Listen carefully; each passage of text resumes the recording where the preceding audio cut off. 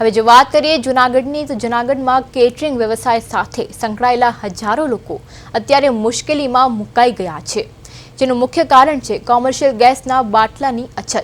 આજે Junagadh catering association દ્વારા જિલ્લા પુરવઠા અધિકારીને એક આવેદનપત્ર પાઠવીને પોતાની સમસ્યા રજૂ કરવામાં હતી।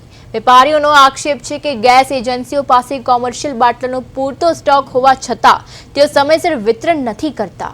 આ પરિસ્થિતિને કારણે અનેકવાર એજન્સી સંચાલકો અને કેટરિંગના વેપારીઓ વચ્ચે ઘર્ષણના દ્રશ્યો સર્જાયા છે।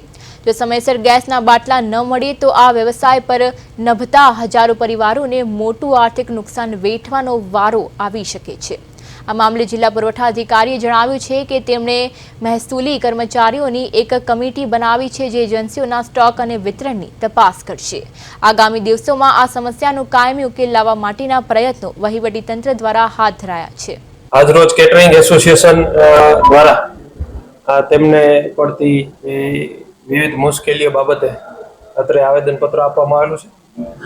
તે આવેદનપત્રની વિગતો ધ્યાને લઈ અને જે નિયમાનુસારની જે કાર્યવાહી છે એ અમે આગળ કરશું। આજે અમે તમામ સભ્યો સાથે જિલ્લા પુરવઠા અધિકારીશ્રીને એક આવેદનપત્ર આપવા આવ્યા છીએ।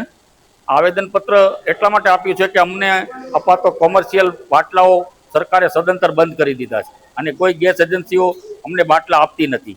આ બાટલા ન મળવાને કારણે અમારો ધંધો સ્થગિત થઈ ગયો છે અને સાવ બંધ થઈ ગયો છે અને આ ધંધા સાથે સંકળાયેલા લગભગ 1000 કુટુંબો આ ધંધાથી રોજીરોટી મેળવી રહ્યા છે, તે પણ બેકાર બની ગયા છે।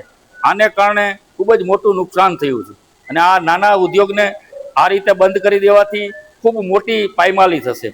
અમારા આ સિલિન્ડરો ન મળવાને કારણે અમે કોઈ સારા કે ખરાબ પ્રસંગોના લીધેલા ઓર્ડરો પણ અમે પૂરા કરી શકતા નથી અને તેને કારણે લોકો સાથે અમારો સંઘર્ષ થાય છે।